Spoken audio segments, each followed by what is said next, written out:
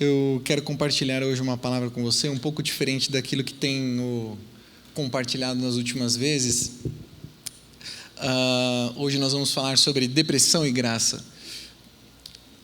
Nesse mês de setembro, você sabe, né, mundialmente conhecido a campanha contra o suicídio. Na verdade, o suicídio é uma questão importantíssima de saúde pública, né? Então, a gente tem falado através dos meios de comunicação, TV, redes sociais principalmente, né, sobre essa questão do suicídio e a prevenção dele, que é o mais importante nesse tempo, né? É deixar as pessoas informadas, né? E é isso que nós vamos fazer hoje aqui. A palavra de hoje ela vai trazer um pouco de informação, mas também graça, eu creio, da parte de Deus para mim e para a sua vida, através daquilo que o Espírito Santo quer falar. É muito difícil, foi muito difícil para mim durante essa semana me preparar para esse tema, porque ao ponto que eu me dedicava ali lendo algumas coisas e orando e pedindo a Deus sabedoria, eu vi que tinha muito conteúdo, né? Um assunto que tem muita coisa mesmo. E 50 minutos assim não serão suficientes para a gente falar sobre tudo isso. E eu não vou forçar a barra aqui, fazendo você ficar até mais tarde. Não, eu creio que nos próximos minutos nós vamos pegar alguns aspectos sobre esse tema que é tão importante. Depressão é coisa séria, irmãos. Amém? É uma coisa que tem acontecido e ela não é nova, ela só tem crescido e as taxas de suicídio crescido juntos. E eu quero falar sobre isso antes de ler a palavra de Deus junto com você. Amém? Embora isso tenha acontecido no mundo, como eu disse, de tamanha forma grandiosa, assim, de muitos casos, eu vou falar de alguns aqui. Precisamos falar sobre prevenção que deve começar nas famílias, nas escolas e também nas comunidades como a nossa aqui, as igrejas. Amém? Passando alguns dados para você, segundo os relatórios da OMS, que é a Organização Mundial da Saúde, e de programas de saúde mental, cerca de 1 milhão de pessoas cometem suicídio por ano. E nas estatísticas de tentativas, ou seja, pessoas que tentam se suicidar, este número sobe para 15 a 25 milhões por ano.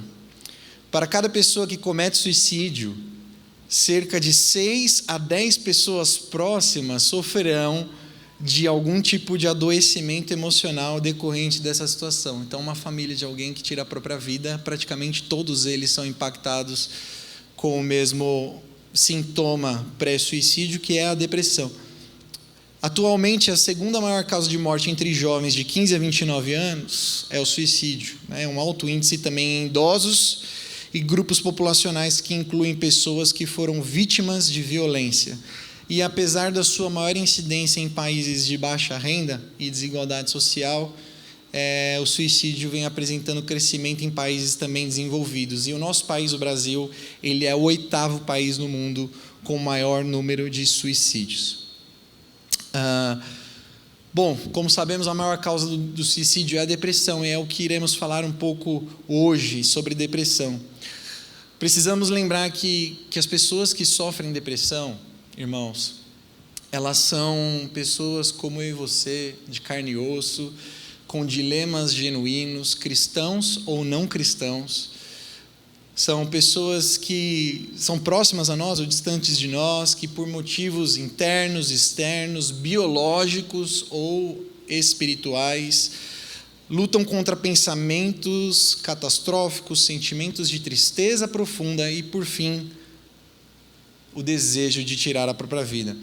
Há quem diga que depressão não passa de um capricho, né, ou preguiça por parte de quem afirma estar sofrendo esse mal, que é fruto do pecado não confessado, que é algo escondido, ou até possessão demoníaca.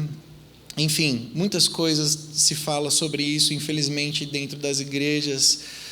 Mas será que tais teorias estão corretas? Será que é correto afirmar que processos aí internos e até biológicos, coisas que acontecem no cérebro humano, são somente problemas espirituais? Com certeza não. Hoje em dia, na velocidade que o mundo gira, para a nossa sociedade, agendas abarrotadas, compromissos, rotina corrida, cobrança de tudo quanto é lado, né? Você tem cobrança no trabalho, você tem cobrança acadêmica, né? Na escola, faculdade, ansiedade, frustração, pressão por produtividade, em todos os lugares parece que temos isso, entre outras causas, tudo isso acentua a probabilidade de sofrermos depressão, excesso de ansiedade, síndrome de pânico, burnout, etc., certo? E principalmente quando não encontramos satisfação, plenitude em nossa vida com Deus, em Sua palavra, é aí que estamos mais sujeitos a passar por esse mal. Como que será que vive alguém que sofre desse mal? Alguém aqui pode levantar a mão se você já passou ou conhece alguém da sua família ou um amigo muito próximo que já passou por uma situação assim? A gente tem aqui mais da metade dos irmãos, com certeza. Para quem vive em depressão, descrevê-la é praticamente impossível. É como você pedir para alguém que está se afogando como ela está se sentindo. Então, só depois que ela sai desse rio, desse mar de tristeza e dor, é que ela consegue falar daquilo que sentiu. E Andrew Solomon, que é um autor de um dos melhores livros já escritos sobre depressão, ele coloca no seu livro um testemunho de alguém que vivenciou isso, e eu queria ler para você. Diz assim: no pior estágio de uma depressão severa, eu tinha estados de espírito que não reconhecia como meus.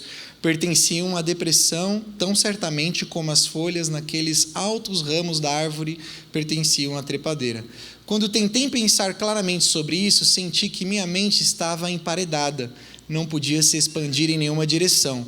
Eu sabia que o sol estava nascendo e se pondo, mas pouco de sua luz chegava a mim. Sentia-me afundado sob algo mais forte do que eu. Primeiro não conseguia controlar os joelhos, e em seguida a minha cintura começou a se envergar sob o peso do esforço, e então os ombros se viraram para dentro.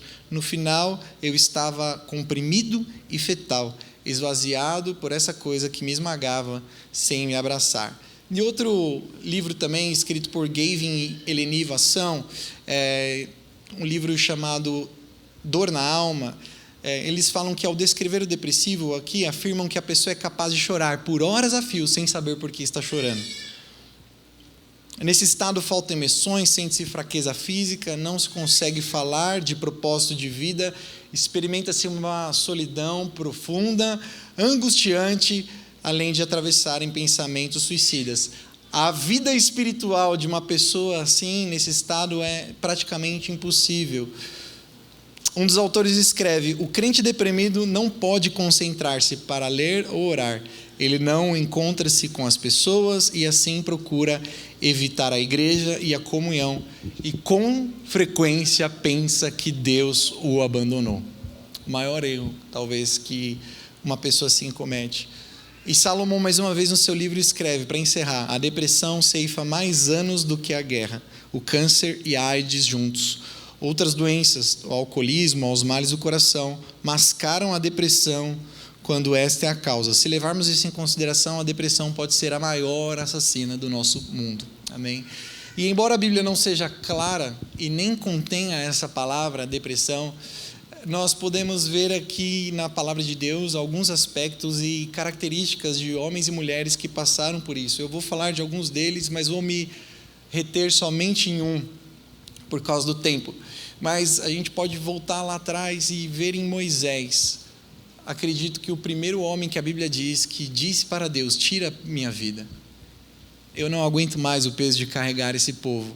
Moisés, ele é o exemplo do líder, do pastor, daquele que cuida de pessoas.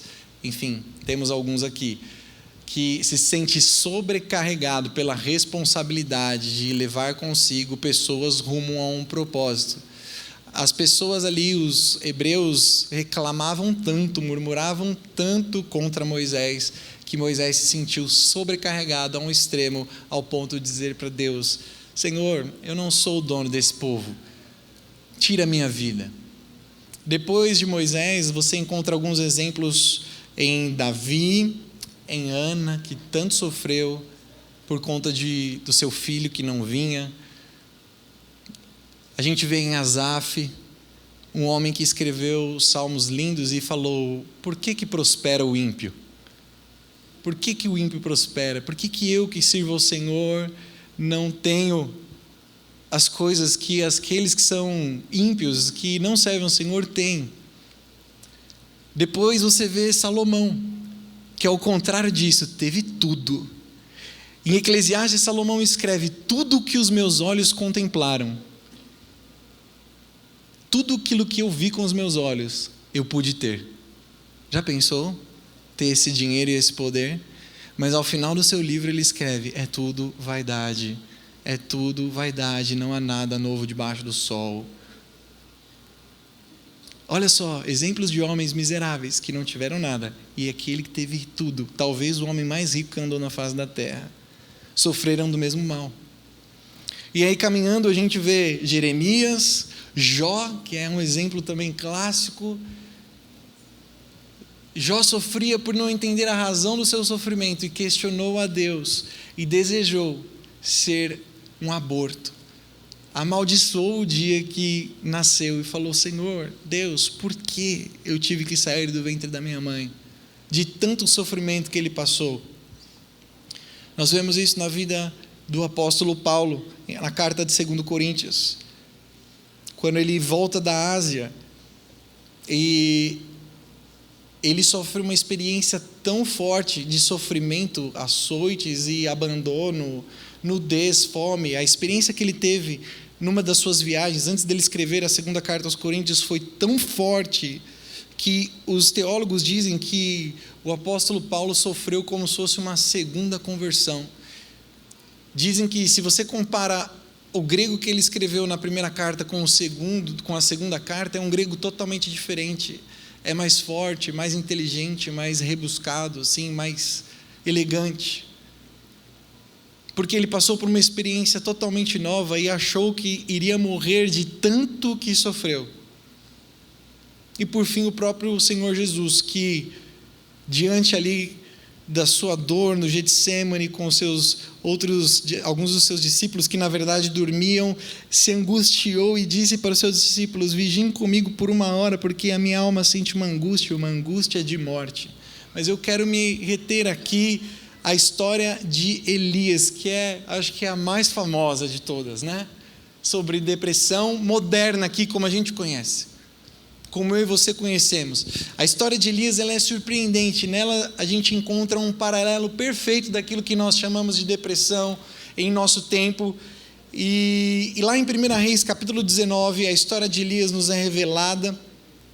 Nesse ápice de crise emocional que ele teve, vemos que Elias, ele era um homem santo, um homem consagrado, um homem dedicado ao Senhor, um homem que falava as palavras de Deus, um homem que veio de uma família extremamente humilde e desconhecida, que se tornou um servo extremamente usado pelo Senhor, o qual, apesar de tudo isso, experimentou um dos mais terríveis quadros de depressão que nós podemos encontrar nas Escrituras. E eu quero ler com você 1 Reis, capítulo 19, do verso 1 ao 18. Se puder projetar aí para mim, por favor.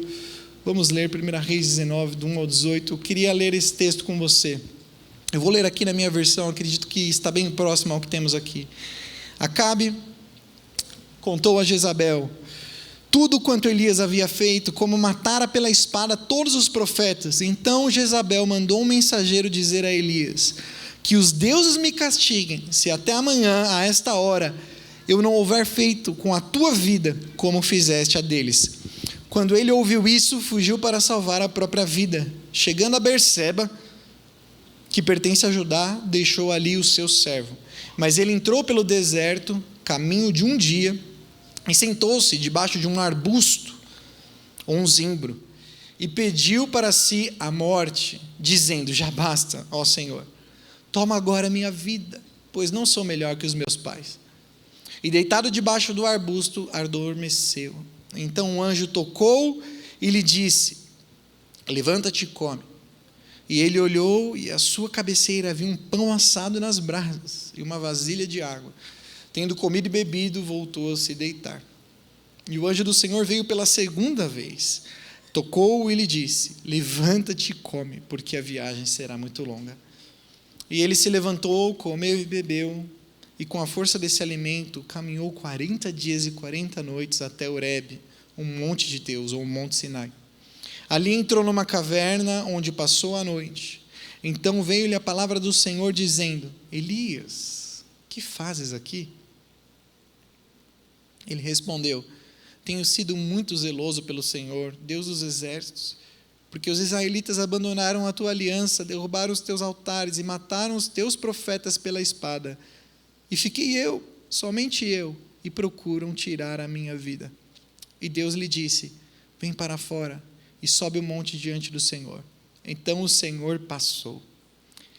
E um grande e forte vento separava os montes e despedaçava os penhascos diante do Senhor, mas o Senhor não estava no vento.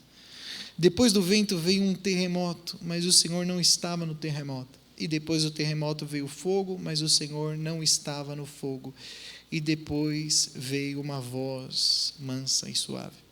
E ao ouvi-la, Elias cobriu o rosto com a capa e saindo ficou à entrada da caverna, e veio uma voz que dizia: Elias, o que fazes aqui pela segunda vez? E ele respondeu: tenho sido muito zeloso pelo Senhor, Deus dos exércitos, porque os israelitas abandonaram a tua aliança, derrubaram os teus altares, mataram os teus profetas pela espada, e fiquei eu, somente eu, e procuram tirar minha vida. Então o Senhor lhe disse: vai e volta por onde vieste, para o deserto de Damasco. Quando chegares lá, ungirás Azael, rei sobre a Síria, Jeú, filho de Nimsi, ungirás rei sobre Israel, e a Eliseu, filho de Safate, e Abel Meolá, ungirás para ser profeta em teu lugar. O que escapar da espada de Azael, Jeú matará. O que escapar da espada de Jeú, Eliseu matará. Mas deixarei 7.000 em Israel, todos os joelhos que não se dobraram a Baal, e toda a boca que não o beijou. Elias, ele era, irmãos, um tesbita da cidade de Tisbé, né, uma cidade de Naftali. Na Bíblia não se encontra nenhuma outra passagem falando sobre algum morador dessa cidade, o que dá a entender que é um vilarejo muito pequeno e desconhecido, assim como a sua família. A família de Elias também não tem nenhuma menção.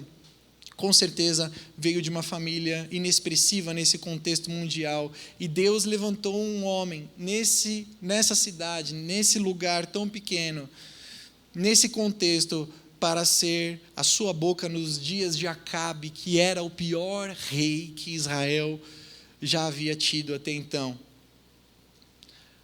Na passagem que se encontra em 1 Reis, capítulo 18, e eu não vou ler ela toda aqui porque ela é muito grande, o tempo não vai dar conta, não vou dar conta de ler todas as passagens. Você vê um dos episódios mais maravilhosos que se encontra nas Escrituras, onde o povo já estava tão corrompido por causa da idolatria. E antes de contar sobre isso, deixe-me lembrar, Acabe, ele era casado com Jezabel. Jezabel, ela era uma cidadã, filha de um rei da cidade de Tiro, e esse casamento foi um casamento político, um casamento arranjado, ou seja, ela era uma pagã, uma idólatra. A partir do momento que esse casamento foi feito, Jezabel trouxe consigo todos os sacerdotes, todos os profetas da sua cidade, todos os sacerdotes do Deus chamado Baal. E esses sacerdotes se infiltraram no meio do povo de Deus e começaram a influenciá-los a também dobrarem os seus joelhos, construírem altares ao Deus Baal e a se prostituírem, negando assim o seu Deus, o nosso Deus Todo-Poderoso, o Deus de Israel. Jezabel continuou a adorar ao seu Deus e começou a obrigar as pessoas para que isso fosse feito. Então a nação viveu um dos seus piores momentos da história.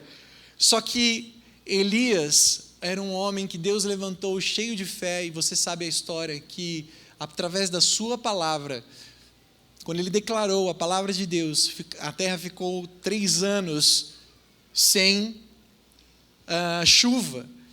E quando ele volta, estou resumindo bastante aqui, né? Quando ele volta para diante ali do rei Acabe e de Jezabel, ele manda que os profetas de Baal, os sacerdotes de Baal, subam no Monte Carmelo e construam um altar, e ali ele faz um desafio, e a gente gosta muito disso, né?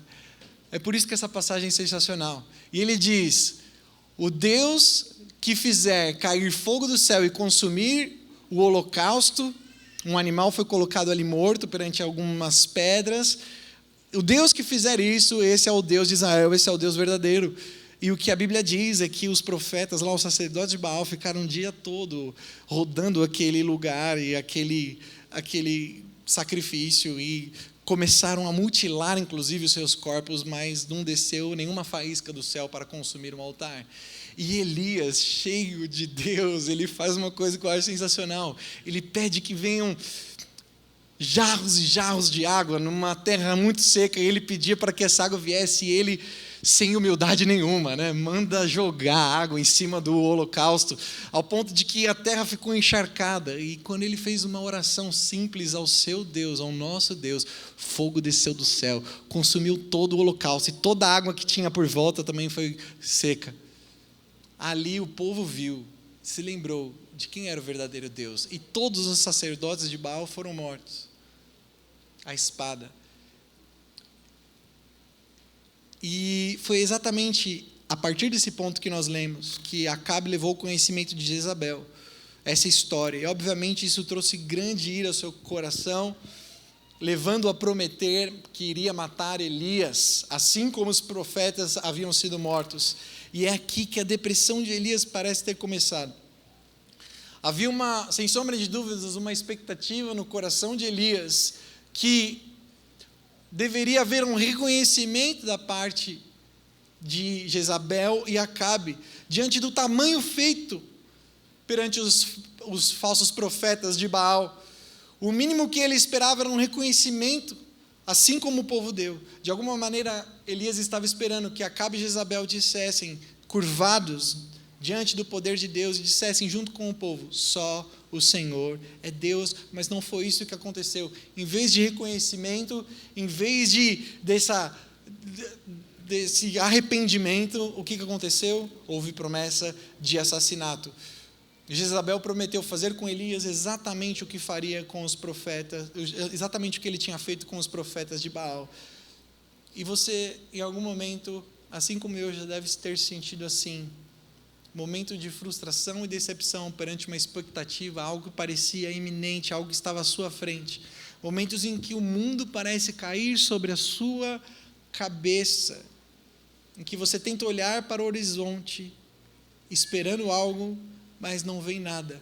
Parece que até a palavra de Deus, que o seu coração estava cheio alguns dias atrás, se torna nula, vazia, e você não consegue ver sentido nenhum perante uma promessa e a realidade.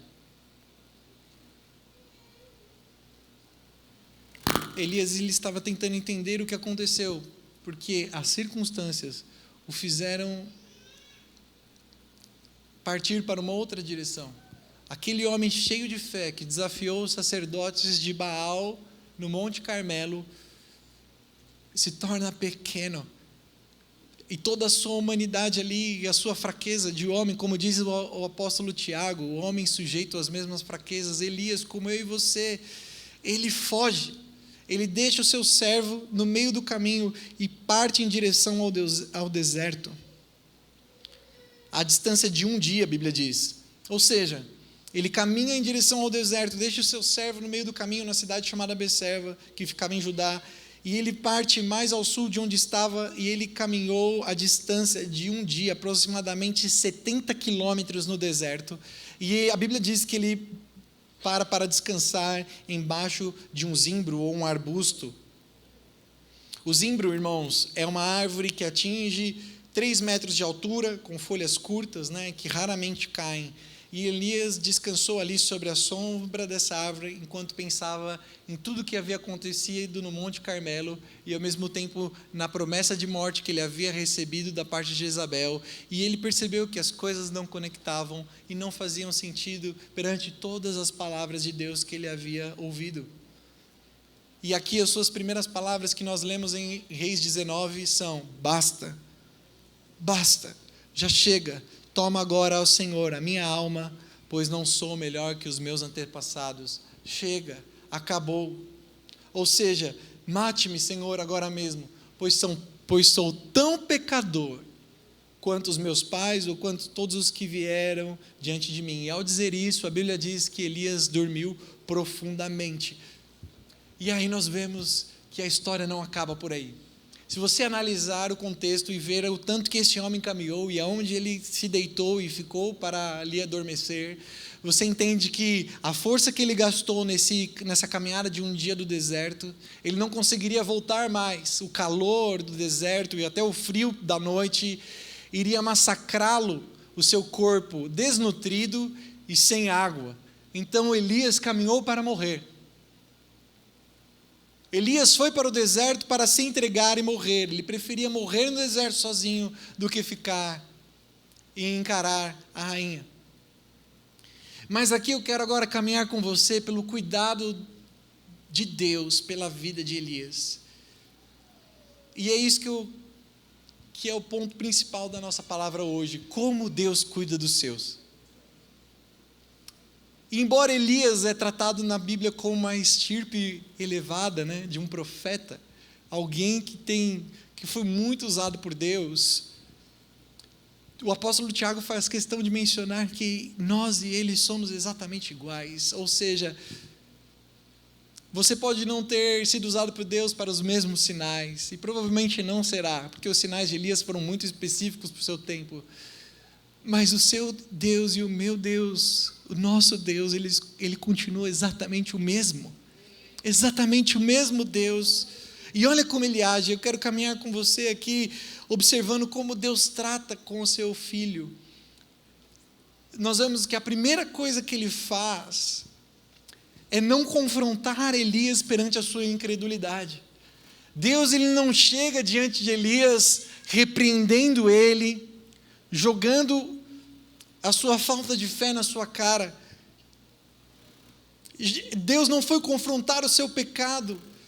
Deus é sábio e agiu de acordo com a sua maior marca, que é o amor. Diante de qualquer situação, Deus nunca deixa de agir com amor, meus irmãos. Em todos os conselheiros bíblicos que aqui se encontram, precisam aprender com Deus a também agir assim, agir com amor. Deus envia o seu anjo para cuidar de Elias, e esse anjo tocou em Elias, o chamou para levantar e comer. E de onde veio essa comida? A Bíblia diz que quando Elias acordou, tinha um pão quentinho na brasa. Uau, que gostoso! Embora estivesse sozinho no deserto, quem que será que preparou essa comida? Será que ela apareceu do nada?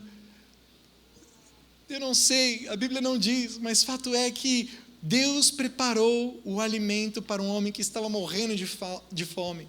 Não houve esse confrontamento em primeiro lugar. Deus olhou para Elias e disse, em primeiro lugar, você precisa comer. Após Elias comer e beber do que Deus lhe dera, voltou a dormir, porque ele devia estar muito cansado. Imagina essa cena. Mais uma vez o anjo teve que chamá-lo, porque ele estava muito cansado.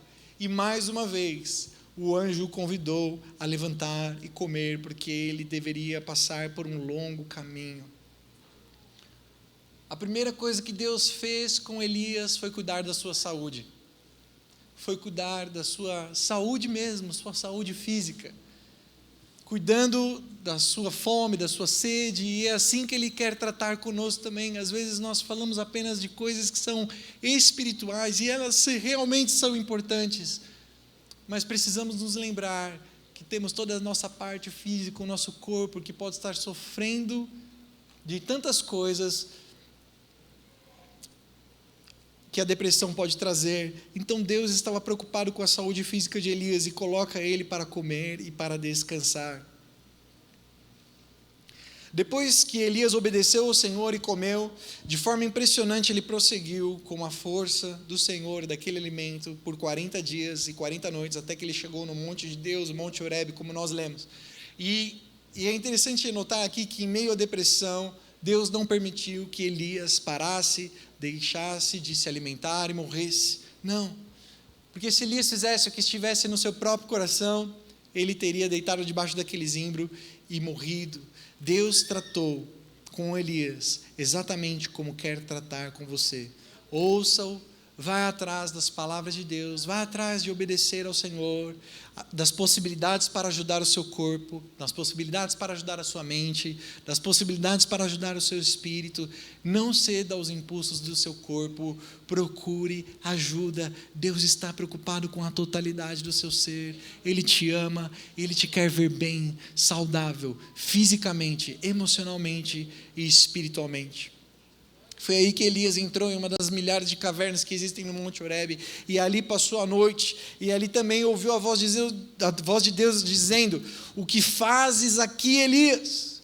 Elias, o que você está fazendo aqui? Olha só, Deus, ele sabia exatamente por que Elias estava ali, mas ele, como um bom amigo, como um Deus pessoal, como um Deus presente, ele olha para o seu filho, para o seu servo e diz: o que fazes aqui? E a resposta de Elias é a mesma por 2 vezes: tenho sido zeloso para o Senhor, Deus dos exércitos, porque os filhos de Israel deixaram a tua aliança, derrubaram os teus altares, mataram os profetas à espada, e eu fiquei só, procuram tirar a minha vida. Elias, em resposta a Deus, ele apresenta o seu lamento, ele apresenta o seu choro, e aqui está outra característica da nossa humanidade, filhos de Deus que somos, e os salmos são perfeitos para nos identificarmos com isso. Cada salmo que buscamos na palavra de Deus, a maior parte deles são lamentos, são momentos em que homens estão sofrendo muito, por causa do avanço dos seus inimigos, e das chagas e doenças, enfim, e ele apresenta diante de Deus o seu sofrimento e a sua tristeza, se abrindo diante do nosso Deus, e em resposta a essa lamentação, o Senhor disse: sai, e põe-te neste monte perante o Senhor. Deus queria se encontrar com Elias e ensinar a ele uma lição. E aqui a gente encontra uma das passagens mais belas da palavra de Deus, uma das revelações do próprio Deus, descritas aqui de uma forma incrível. E ali em 1 Reis 19:11 começa dizendo: eis que passava o Senhor. E aqui esse é um ponto que você e eu não podemos esquecer nunca na nossa vida. Eis que passava o Senhor diante de Elias. Isso quer dizer, Deus está presente, Deus está presente, Deus está presente, Deus está presente. Repita isso comigo agora: Deus está presente. Coloque a mão no seu coração e diga isso mais uma vez: Deus está presente. Deus não abandona, Deus nunca abandonou você, Deus conhece você em cada detalhe da sua história. A palavra de Deus diz através do seu servo Davi, que Deus te teceu como um tecelão, como a bordadeira tece o seu casaco de lã. Deus te teceu lá no ventre da sua mãe e te criou, como acabamos de ouvir, em 14 dias de jejum, para um propósito eterno. Você não é um acidente, você está aqui por um propósito, e Deus está presente. Sucessivamente, em alguns eventos, você vê que Deus, ele mexe com Elias, e eu não sei porquê, assim, de uma forma que ninguém sabe explicar. A gente supõe, por que Deus fez o que fez com Elias ali no Monte Horebe? Por que veio um terremoto? Por que veio a força de um vento muito grande? As pedras se quebraram. Aquele homem estava quebrado dentro daquela caverna, desesperançado, amargurado, as suas emoções quebradas, ele estava sem fé, abatido, e Deus pede para que ele saia da caverna. Então a Bíblia diz que o Senhor passou, ele estava presente, mas ele não estava na quebradeira, ele não estava no furacão, não foi por meio do fogo que se acendeu durante o terremoto, que durou algum tempo ali, que o Senhor se revelou ao profeta. Por que Deus fez isso? Eu não sei, mas Deus estava falando especificamente com Elias, e essa é a única resposta que eu consigo entender dessa mensagem, a partir de tudo que li durante esses dias, que Deus, ele fala especificamente de acordo com a sua necessidade. Talvez Deus estivesse dizendo ali: olha, Você viu o fogo descer do céu? Você viu como todo aquele altar foi consumido? Você viu as grandes coisas que foram feitas? Mas eu sou o Deus que aparece no pessoal, eu sou o Deus que se importa com você, e não foi nada desses atos grandiosos e nada dessas manifestações sobrenaturais da natureza. A Bíblia diz que Deus, Ele se revelou a Elias de uma forma bem suave, a palavra brisa, voz, um vento bem como um sopro, falando ao profeta e se revelando a ele. Foi ali que Deus foi achado.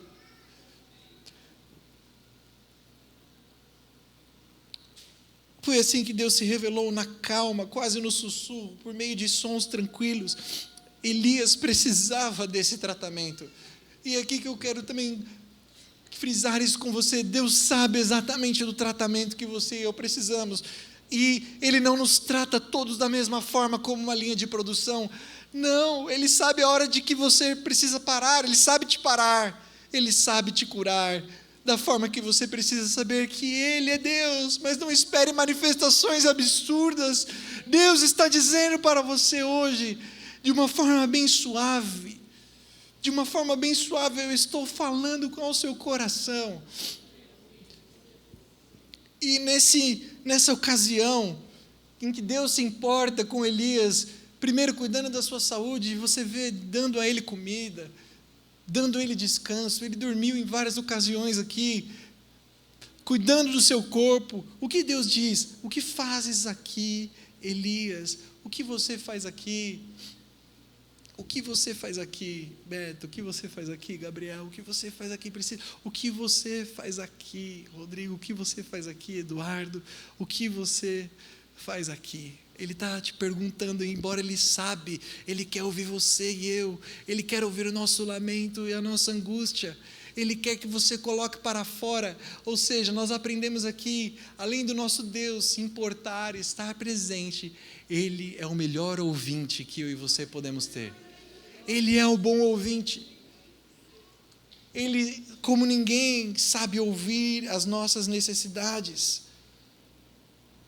Deus, Ele quer nos ouvir, mas quantos de nós realmente estamos preocupados em abrir o nosso coração para Ele? Achamos talvez que Ele é ocupado demais, achamos que Ele não vai resolver o nosso problema no tempo que pensamos ser o melhor para nós, então mal abrimos a nossa boca.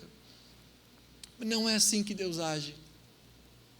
Ele sabe ouvir, e Ele é o melhor ouvinte que podemos ter.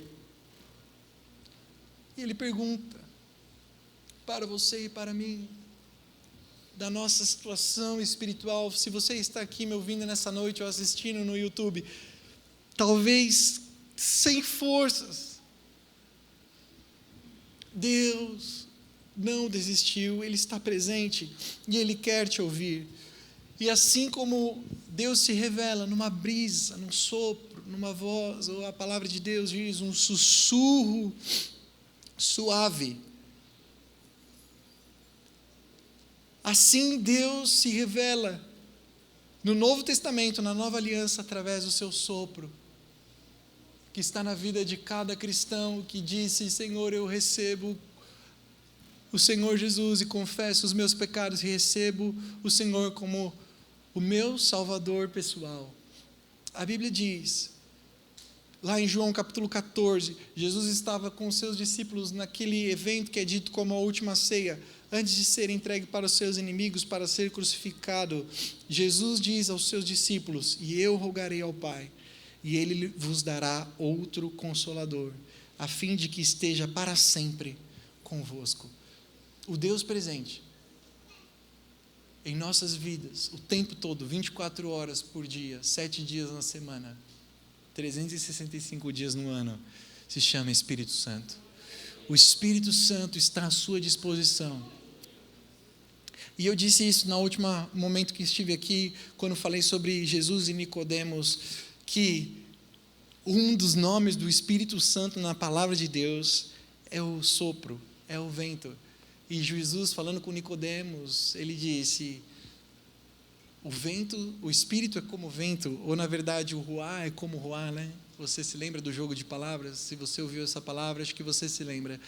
Ou seja, o Espírito Santo ele é como o vento, ele sopra para onde ele quer. E assim é na vida do cristão que tem o Espírito Santo.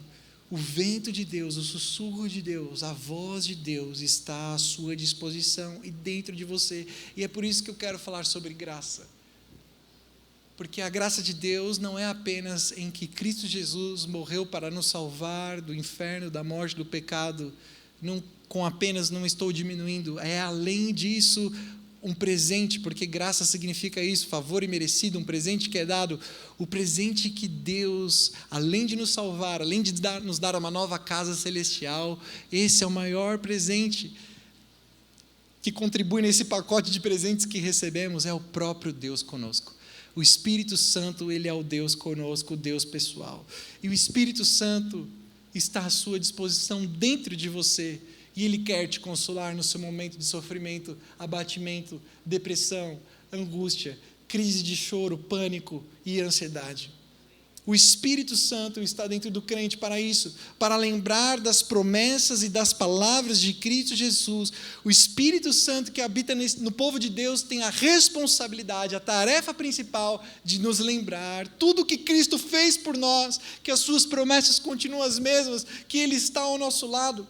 Ele nos dá a paz que excede todo entendimento para uma mente que vem de Cristo e força para atravessarmos por provações e aflições. Irmãos, o Espírito Santo é o Consolador. O Espírito Santo é aquele que consolou o coração dos discípulos lá no caminho de Emaús e todos os outros perante a morte do Senhor Jesus. Foi Ele que sustentou cada discípulo quando eles começaram a ser mortos, perseguidos, humilhados. O Espírito Santo foi aquele que fez o apóstolo Paulo ficar feliz, mesmo tomando os açoites na cadeia e cantar hinos de louvor ao Senhor. Foi o Espírito Santo que começou a agir na história para se lembrar que a presença dele era tão igual, ou da mesma forma, igual à presença corpórea do nosso Senhor Jesus Cristo. Fato é que Jesus subiu aos céus, os discípulos receberam o Espírito Santo e em nenhum momento da Escritura se diz que eles sentiram falta daqueles dias ou daqueles tempos, porque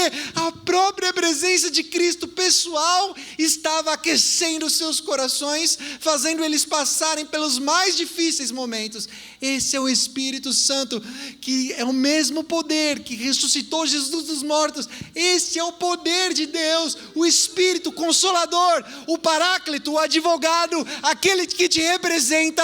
Deus se deu para você, não só com o seu Filho morrendo numa cruz, mas com a presença do seu doce Espírito, te impulsionando, te fazendo lembrar de cada palavra e te dizendo: eu voltarei para te buscar, mas até lá eu cuido de você, porque eu sou presente, eu me importo com a sua saúde, eu sei cada detalhe da sua história, da sua concepção física, eu sei do que você precisa. Não se sinta só, não se sinta só, preste atenção, não se sinta só.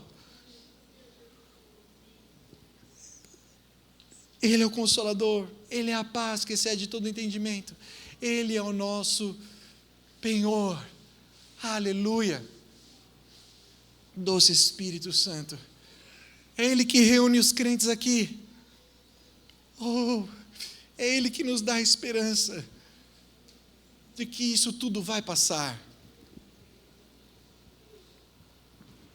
O apóstolo Paulo, em Romanos capítulo 8, verso 18, diz isso. E é um dos meus textos favoritos da Escritura, quando ele diz que as aflições do tempo presente não se comparam com a glória que há de ser revelada. É impossível não lermos esses textos e o nosso coração não ser aquecido pela esperança de ver o nosso Senhor mais uma vez. Mas até lá, Ele quer cuidar de você. Ele sabe exatamente a quantidade de sofrimento que você pode passar. Ele sabe exatamente o melhor momento para cuidar e curar as suas feridas emocionais. Deus deseja hoje te lembrar disso, e a palavra de hoje foi sobre essa característica do nosso Deus, um Deus pessoal, um Deus presente, um Deus que em meio à depressão se revela gracioso, um Deus que não taca em nossas caras, em nossa face, a nossa debilidade, humanidade, falta de fé e fraqueza, mas um Deus disposto em todo o nosso problema, sujeira e depressão e angústia, disposto a cuidar de nós, nos dar alimento. Deus usou da sonoterapia com Elias. Deus está aqui. E eu quero te dar agora uns conselhos antes de encerrar. O que fazer se me encontro nessa situação? Se a depressão chegar em sua vida, não se esqueça, ela nem sempre é fruto de um pecado ou de possessão demoníaca. Algumas vezes ela é consequência de uma doença física, como lemos aqui alguns pedidos de oração, pessoas com Covid, pessoas com câncer, pessoas com problemas de enfermidades. A depressão, ela é mais uma enfermidade que acontece no nosso corpo físico. E eu creio que com Elias foi assim. O seu corpo começou a sentir os efeitos de uma expectativa que não foi alcançada. E a primeira coisa que eu quero te pedir é que, se você se sente assim, procure ajuda pastoral.